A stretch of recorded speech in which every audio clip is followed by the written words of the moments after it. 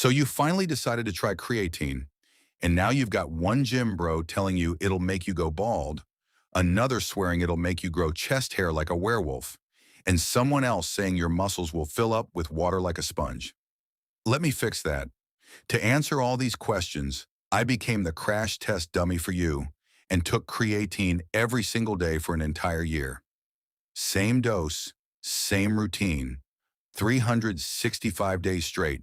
And yes, I got results, but also unexpected surprises.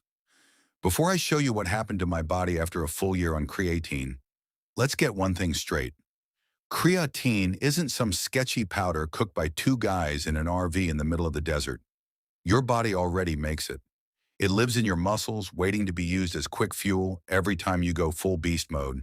Heavy squat, explosive sprints, or that one bench press rep where you pretend everything's fine while your soul leaves your body. When you lift, your muscles run on an energy source called ATP. But the problem is, your muscles barely store any of it, and it runs out faster than your motivation on leg day. And when those small ATP reserves are gone, your muscles stop producing power and quit. Creatine fixes that. Supplementing with it increases the amount of creatine stored in your muscles, which means your body can produce more ATP on the spot. And more ATP means more power, more reps, music, and more strength. And what happens when you lift heavier, push harder, and do more reps over time? Yep, more muscle growth. Before you even worry about results, the first thing you need to do is buy it, obviously. But walk into any supplement store and get ready to be ambushed by an endless list of creatine types. Endless choice, creatine, ethyl ester, buffered creatine, gigachad creatine, and even this sparkly unicorn-flavored creatine. They all promise better, Abby, with the question every gym bro shakes in fear, magical edge. The truth, it's all trash. Stamp a fancy label on it, sprinkle some science-sounding words, and suddenly your creatine is double the price. Stick to the creatine monohydrate. It works perfectly. It has zero absorption issues and doesn't need to be enhanced or optimized.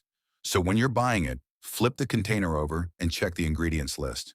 The only thing you should see is creatine monohydrate. That's it.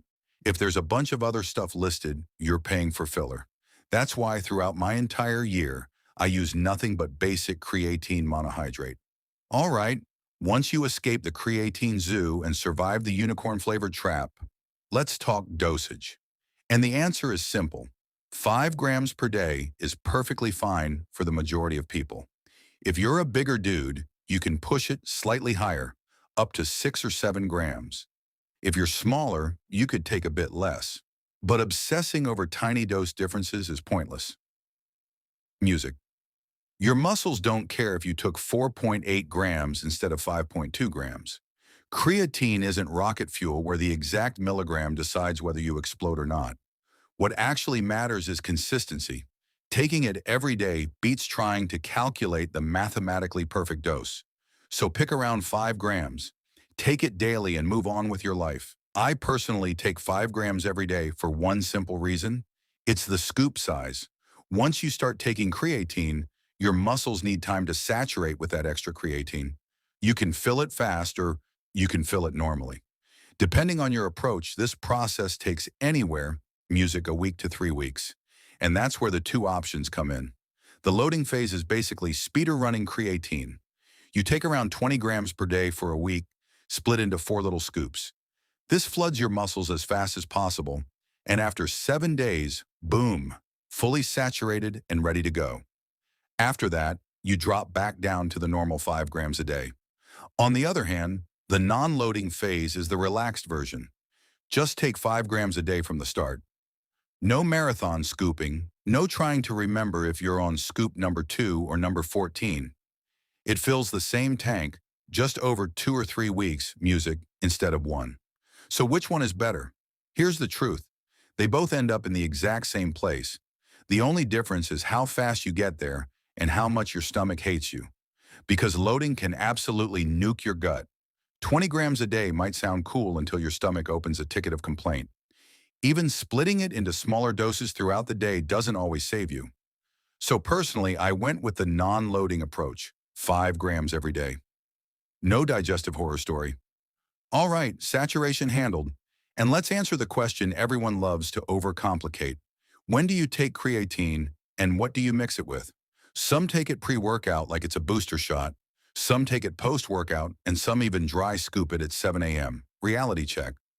Creatine doesn't work like caffeine where you feel it kick in 20 minutes later. Creatine builds up in your muscles over time. Once your stores are full, it just sits in your muscles doing its job every time you train. Whether you took it at 9 a.m. or 9 p.m. doesn't matter. So, what's the best time?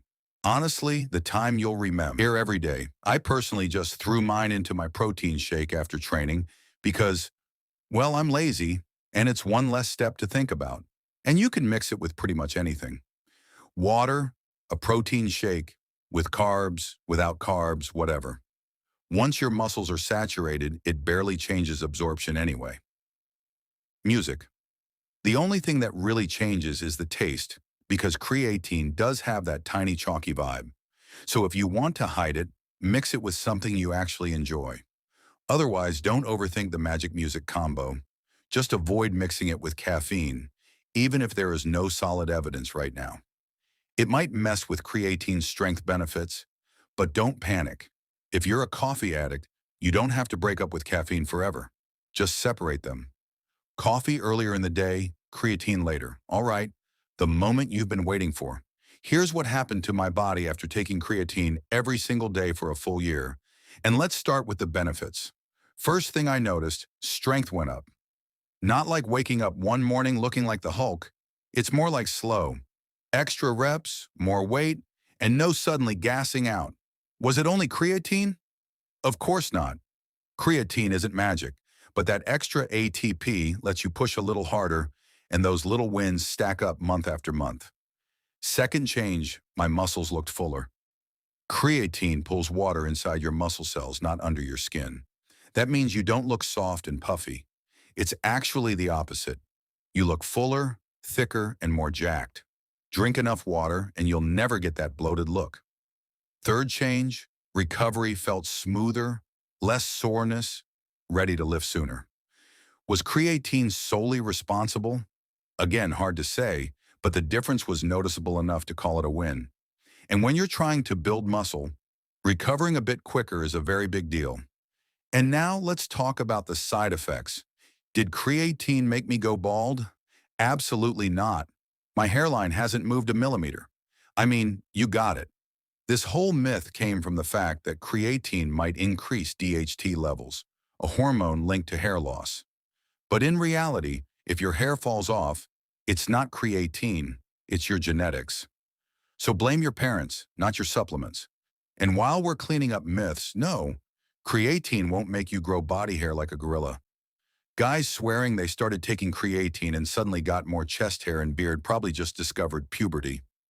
Bottom line, creatine is one of the most effective, safest, proven, and cheapest supplements you can possibly take. You want more reps? Creatine. You want bigger, fuller muscles? Creatine. You want more strength? Creatine again. You want better workouts? Click here.